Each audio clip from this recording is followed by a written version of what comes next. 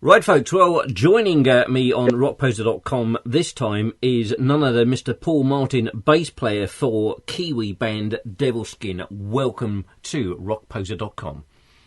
Hey, thanks, Dan. It's really cool to be here, and thanks so much to Rockposer for having me. Well, welcome back to the UK, which is really more getting to be your second home, I guess. Yeah, well, we love it here. We absolutely do. I mean, it's such a long way to come. It's a good 30-hour trip, once you take everything into consideration, but it's so worth it for us. I mean, one, the UK is the home of all good music, really. All the stuff that I listen to, this is where it all began, so it's pretty special to be over here with our guitars, playing some cool gigs in front of some people. It's great. Well, of course, you're back over here to promote your second release, Be Like the River, and of course you're going out on tour again, this time with the fantastically named Sumo Psycho. Yeah, too right. Oh, they seem awesome. They seem they're going to be so much fun. We haven't met the guys yet, but Jenny caught up with Sky, the lead vocalist, today, and we're really looking forward to the first show in Manchester tomorrow. Well, I've got to say, the fact you've got the second album out already is always encouraging. It shows that you as a band have had a good reception from the fans, so to speak. Totally. And, we don't like to muck around either. I mean, we write a lot. There was, for the first album, We Rise, there was probably 10 or 11 songs left over that we really wanted to put on the album, but just didn't have the time to record, And I thought we'll save them for the next one. And then when Be Like the River, when we were writing for that, we wrote a whole bunch of new stuff, obviously, and then we still had all these old songs. So we ended up demoing something like 30 songs for this new album.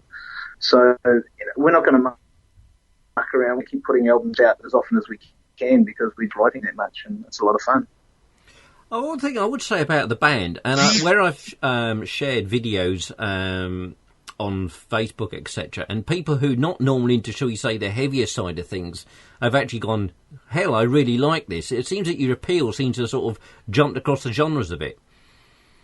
Yeah, it's an amazing thing to see too. I mean, we get a lot of young people listening to us, and we get a lot of older people listening to us. But what I think it is, Dan, is the universal appeal of melody. And Jenny's got an uncanny knack for melody. She can sing a shopping bloody list or a recipe out of a woman's magazine. Sometimes at rehearsal we're saying, hey, just sing something over this, and she'll just sing anything, and it's just this amazing melody comes out. And I think that's what grabs people first and foremost, I think if there's one track that really, to my mind, shows off her vocal sort of talents, so to speak, would be Animal, which for me is by far my favourite track on the album. Wow, that's Jenny's favourite track too, and it's her favourite to play live as well. There's a lot of power in that song. It's a simple song, and there's not a lot to it, but depth-wise, it doesn't get a whole lot deeper, and like live, Jenny is just spectacular with it, really.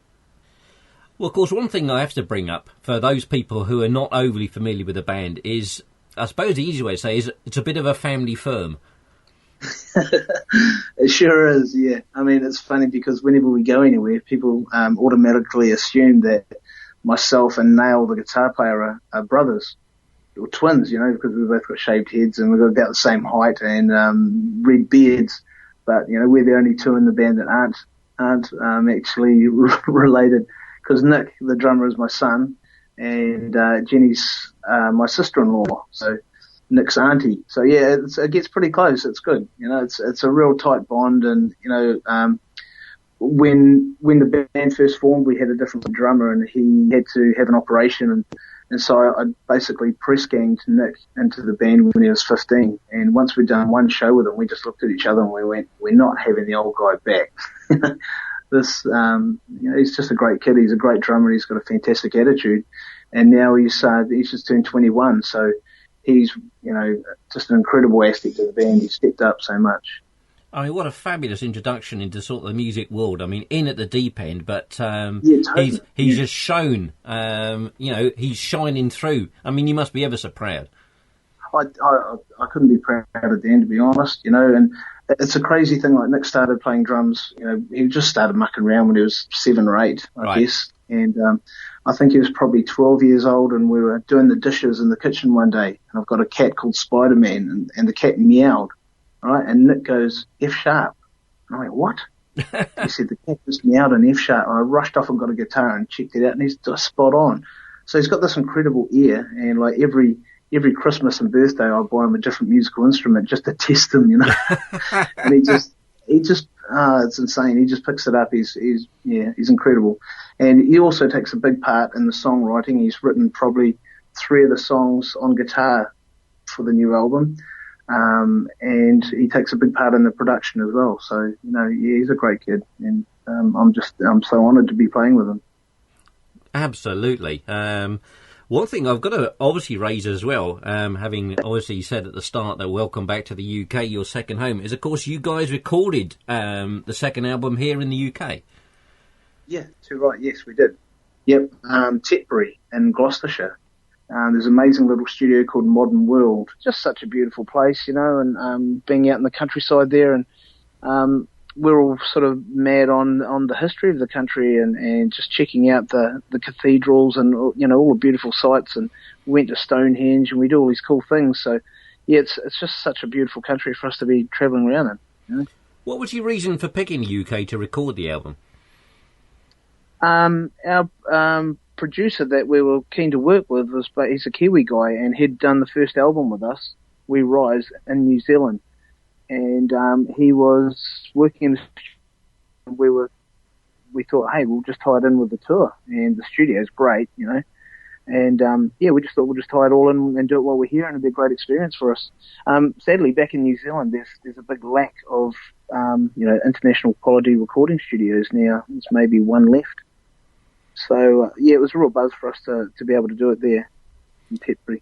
And of course, the tour that you were finishing off, of course, you were out with 2 stalwarts of the genre, Hailstorm and Disturbed. Yeah, holy crap! I mean, Hailstorm. We did 5 or 6 shows, maybe 7 shows with them around New Zealand, and just lovely, lovely people, and we just had a really good time with them. They loved New Zealand and really enjoyed the experience. We got some great crowds and made some really good friends out of it. So. It was brilliant for us. The Disturbed show we did, that was in front of, I think, 12 or 13,000 people. And that was the show at Victor Arena in Auckland where we played with them. That was the day that we found out that our album had debuted at number 1. So, yeah, pretty special night for us. And we ended up filming quite a bit of footage for a video for the song Voices, that show. Absolutely. I mean, to go to number 1, I mean, that must have been one hell of a buzz. Oh, it totally was. I mean, the first album went there, debuted at number 1, and we were also, we were all gobsmacked. The fact that the second album went straight away as well. I mean, we didn't expect it. You know, everyone's going, pretty tough to beat your last album. We went, yeah. We really didn't expect it to, but bang, number 1. So we were just absolutely blown away. Well, that is always a thing when it comes to the tricky second album, so to speak. Sorry, what was that? I missed that, Dan. I say that's always a thing when it comes to the tricky second album, so to speak. Yeah, I mean, people say, there must be all sorts of pressure on you and stuff like that, but no, not really. We didn't feel any pressure. We're just excited to record these songs, and like I say, we demoed 30 new songs, and we knew the standard was up there, and we were just excited to get them recorded, and it wasn't about trying to top the last album, or we weren't writing to write singles or anything like that. I think we'd all grown a lot between the first album and where we were when we recorded the second. So, as musicians and as songwriters, and it was just really exciting to be able to put all that into practice, One thing I always tend to ask people, I'm interested when it comes to the songwriting side of things, because everyone seems to have a different approach to it, so to speak.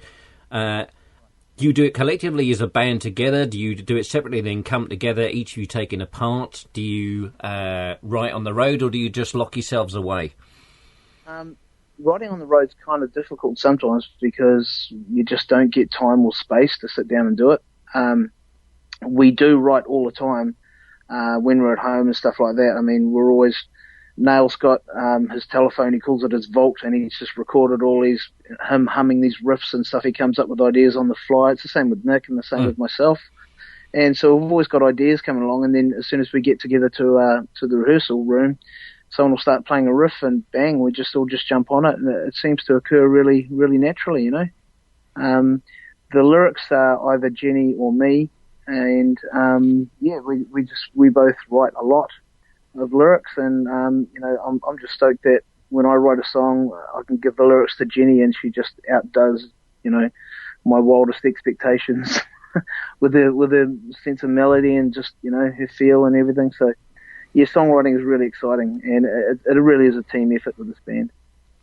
Well, we better just mention the tour dates before I let you shoot off. Obviously, kicking off on the 14th up in Manchester and rounding things off at the end of the month down in Southampton. A proper British tour. Let's hope, and I'm sure it will go down an absolute storm with the fans. I'm sure everyone's glad to have you guys back over here in Blighty. And give my regards to the rest of the guys, and I wish you all the success with the new album. Well, Dan, thank you very much, man. We're really excited to go to new places this time, like Sheffield and Chester and Nottingham, and it's just great to be able to see the country and meet some cool people and have a great time playing. We're loving it. Cheers. Thanks, Paul. Thanks, Dan. Really appreciate the support, mate. And hopefully we're going to see it at some of the shows. We will see what happens. Never say never. Never say never. Well, you're more than welcome, mate. Just let us know, and we'll make sure you're hooked up on the door, and you can bring some guests along, and we'd love to have a beer with you. Thanks very much, Paul. Awesome. Thanks, Dan.